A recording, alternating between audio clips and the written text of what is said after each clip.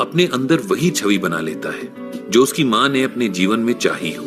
उसी तरह से एक बेटी अपने पिता के प्रेम और उसके जीवन की इच्छाओं को अपना लेती है और उसका स्वभाव और चरित्र उसी तरह से बनने लगता है। लेकिन बात अभी भी वही है कि अपने अंदर की नारी या पुरुष को जगाने में ये भी किसी भी तरह से सक्षम नहीं होते। यानी कई बार ये अपने माता पिता की गलतियां या इच्छाएं मन में दबाकर उसी के अनुसार अपने जीवन साथी से व्यवहार करते हैं, जिसके परिणाम ज्यादातर अच्छे नहीं होते।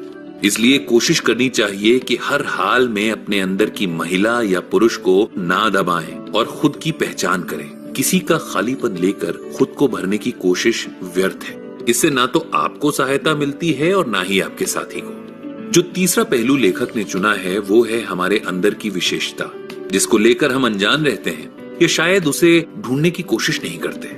इसके बारे में लेखक कहते हैं कि हम जब भी एक समूह में होते हैं तब हम अपने आसपास के लोगों और उनकी बातों को प्रधानता देते हैं, जिसकी वजह से कई बार हमें वो चीजें करनी पड़ती हैं जिन्हें हम करने से बचते हैं। इसे आजकल की भाषा में हम पीयर प्रेशर भी कह सकते हैं। बस इस तरह की किसी भी चीज में जब हम फंस जाते हैं तब हम अपने अंदर की उसे खास बात को भी भूल जाते हैं जो हमें औरों से अलग बनाती है। ये कहना गलत नहीं है कि हर इंसान में कुछ न कुछ छुपा होता है, जरूरत है तो बस उसे ढूंढने की। अगर कोई भी किसी के दबाव में अपने स्वभाव के खिलाफ कुछ भी करेगा तो उसे नुकसान होना निश्चित है। इस आदत को हम कई बार सही साबित करने की कोशिश में लग जाते हैं, लेकिन जरा सोच कर देखिए, गलत को आप किसी भी तरह से सही साबित तो कर देंगे, लेकिन उससे आप कहीं भी कुछ भी बेहतर नहीं कर पाएंगे। इस मुश्किल को हल करने के लिए लेखक ने एक उपाय बताया है, जिसके अनुसार आप खुद को जागरूक करके अंदरूनी और बाहरी रूप से इस समस्या का सामना करने के लायक बन सकते हैं। इस भाग में लेखक ने हमें कुछ ऐसी बातें बताई जिनमें हमारी सजगता और कोशिश हमें एक बेहतर लक्ष्य और जीवन जीने में सहायक हो सकती है। अगर हम अपने अंदर छुपे इन गुणों और अवगुणों को समय रहते पहचान लें और उनके लिए आज से ही कोशिश में लग जाएं, तो ये हमारे अपने हित में होगा। दोस्तों, क्या आपके साथ भी कभी ऐसा हुआ है कि आपको औरों की वजह से अपना मन मारकर कुछ भी अपने स्वभाव और सोच के विपरीत करना पड़ा हो? अगर ऐसा है तो कमेंट सेक्शन में चर्चा कर रहे हैं। वो है रॉबर्ट ग्रीन की लिखी the laws of human nature. इस किताब में मानव चरित्र और स्वभाव पर विस्तार से बात करते हुए लेखक ने उन सभी पहलुओं की बात की है जिनसे हम इंसानों का कोई न कोई संबंध जरूर होता है। इसमें से इस भाग में जिस पर बात होने वाली है वो है हमारे अंदर बसने वाली विरोधाभास की भावना। कई बार हम किसी से बिना किसी वजह से प्यार करते हैं और उनका सम्मान करते हैं, वहीं किसी दूसरे से बेहद नफरत। अब एक साथ एक ही मन में अलग अलग भावनाएं आना थोड़ा अजीब भी है और थोड़ा रहस्यमयी भी। तो आइए इस भाग में सबसे पहले जानते हैं इस विषय को और भी बेहतर तरीके से। लेखक कहते हैं कि कभी भी आप अगर अपने काम की जगह या समाज में देखें तो आपको एक नेता की जरूरत महसूस होती है। आपको किसी का आपके ऊपर चढ़कर बोलना भी अच्छा नहीं लगता। ऐसा इसलिए क्योंकि अपने अंदर की कमियों को छुपाने और सही करने में हमें एक व्यक्ति की सहायता और साथ की जरूरत महसूस होती है। लेकिन इसके विपरीत हमारे अंदर एक और भावना तेज हो जाती है और वो है सत्ता और सत्ताधारियों के विरोध की। इसके पीछे भी हमारे बचपन को जोड़ा जा सकता है। सोचिए कि जब हम बड़े हो जाते हैं तो हमें अपने बचपन के दिन क्यों याद आते हैं? क्योंकि हमारे माता पिता द्वारा दिए गए स्नेह और प्यार को जब भी हम याद करते हैं वो हमारे जीवन का सबसे बेहतरीन समय हो जाता है। लेकिन अपने दिल से पूछिए कि क्या उस समय कभी भी आपकी अपने माता पिता से कोई लड़ाई या मनमुटाव नहीं हुआ है? ठीक उसी तरह से अगर आपको अपने बचपन में उतना प्यार नहीं मिला तो भले ही आपको वो समय अपने जीवन का सबसे अच्छा समय ना लगता हो, लेकिन इसके बावजूद भी आपने उस समय अपने माता पिता से प्यार और स्नेह पाने के लिए कोशिशें बहुत की होंगी। हमेशा मन में ये भी आया होगा कि शायद हम में ही कोई कमी है जिसकी वजह से हमें वो प्यार नहीं मिलता। इन सब बातों से आप ये निष्कर्ष जरूर निकाल सकते हैं कि अथॉरिटी यानी हक और जिम्मेदारी में एक बहुत हल्की सी रेखा होती है जो कभी भी पार हो जाने पर आपको कमजोर कर सकती है। इसीलिए अपनी अथॉरिटी को ध्यान में रखते हुए एक ऐसा वातावरण बनाएं कि सब लोग आपके साथ आपके काम और उससे जुड़े हुए फैसलों की वजह से हों, वरना कोई आपको कभी भी धोखा दे सकता है। इन सभी चुनौतियों का सामना करने के लिए हम एक नेतृत्व को ऐसे समझें कि जब भी हम लीडर बने तो सबसे पहले एक मजबूत और अच्छी सोच हमारे साथ हो, जिसके साथ हम दूर की सोच पाएं, क्योंकि अपने बारे में चिंता करने वाले कभी भी किसी का भी नेतृत्व करने लायक नहीं होते।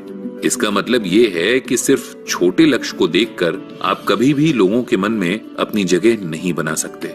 दूसरा, जिन लोगों का आप नेतृत्व कर रहे हैं उनका समर्थन मान लेने से नहीं होगा।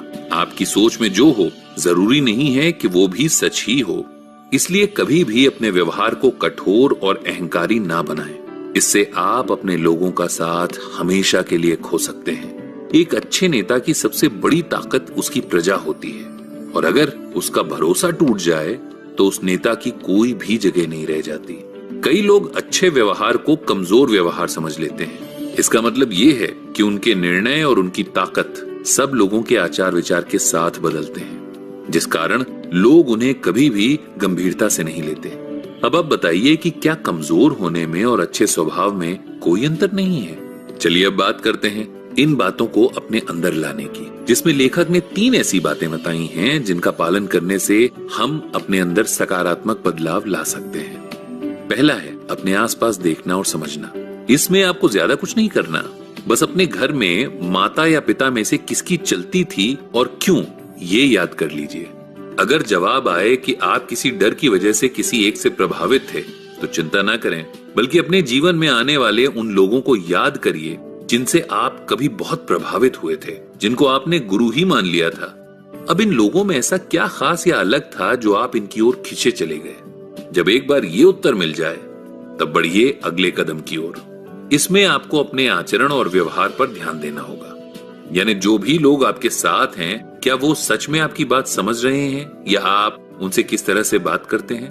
क्या आपको उनके मुस्कुराने और आपसे बात करने के पीछे कुछ नकारात्मक सा महसूस होता है या नहीं? अगर आप अपने स्वभाव में दोष देखें, जहां आप रोज सबसे लड़ते और नाराज होते रहते हैं, तो सबसे पहले अपनी इस आदत को बदलिए। इसके बाद ये समझिए कि हम जिस नजर से शासक को देखते हैं, क्या वो सच में वैसे ही हैं, या ये उनके काम की जिम्मेदारी है जिसकी वजह से वो बाकियों से अलग हैं। कुछ ऐसे नाम हैं जिन्होंने बड़ा जबरदस्त नेतृत्व किया। उनका नाम लोग सालों साल पूरे सम्मान के साथ लेते हैं, जैसे मार्टिन लूथर किंग जूनियर, जिनके काम की बात सब करते हैं क्योंकि उनका नेतृत्व भी इतना प्रभावशाली था कि लोग आज भी उन्हें याद करके गर्व से अपने इतिहास को दोहराते हैं। उम्मीद है आपको ये भाग जरूर पसंद आया होगा। आपको इससे क्या नया समझने को मिला, हमें कमेंट सेक्शन में जरूर बताएं।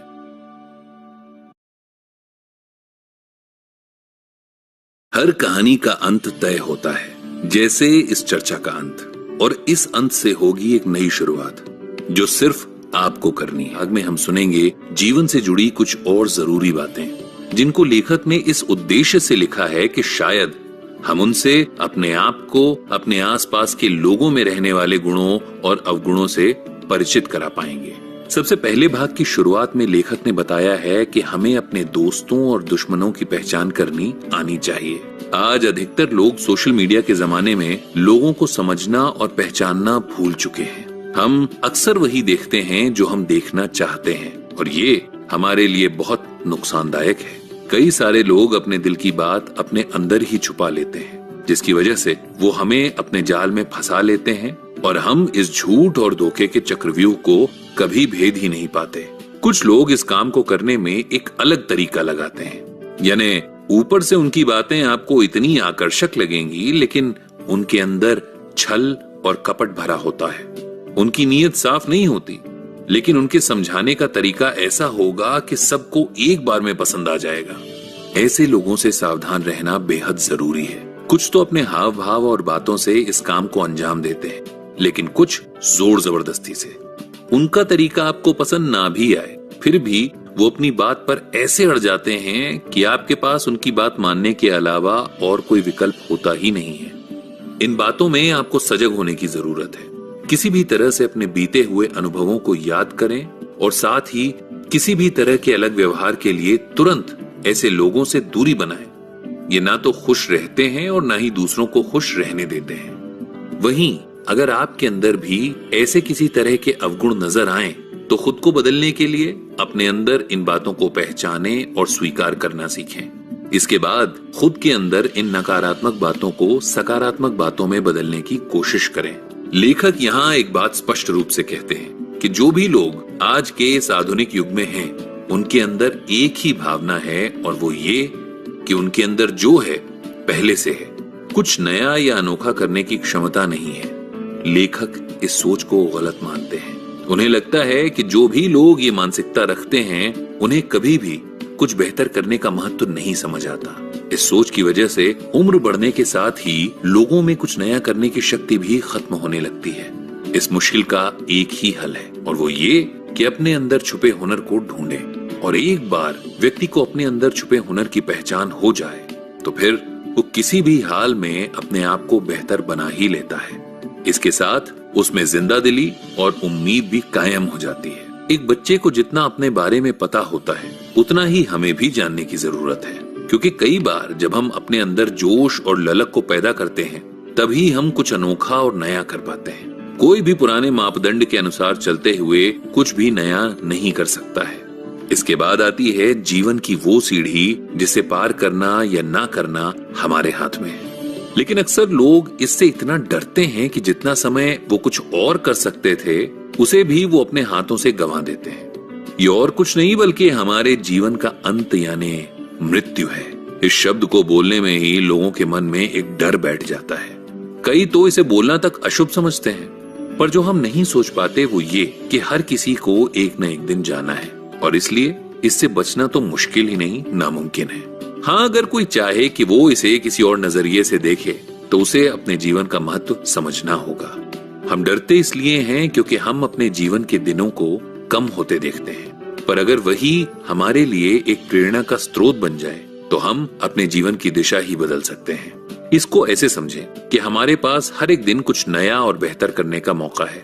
जो इस समय को बचाकर उसका सही प्रयोग करते हैं, वो जरूर सफल होते हैं और उन्हें मृत्यु का कोई भय नहीं होता। वहीं जिनके लिए सिर्फ मृत्यु ही एकमात्र विषय होता है, वो कभी चैन से जी ही नहीं पाते और उनके जीवन के दिन भी बिना कुछ किए बर्बाद हो जाते हैं। ऐसे में सच में अफसोस के सिवा कुछ हाथ नहीं आता।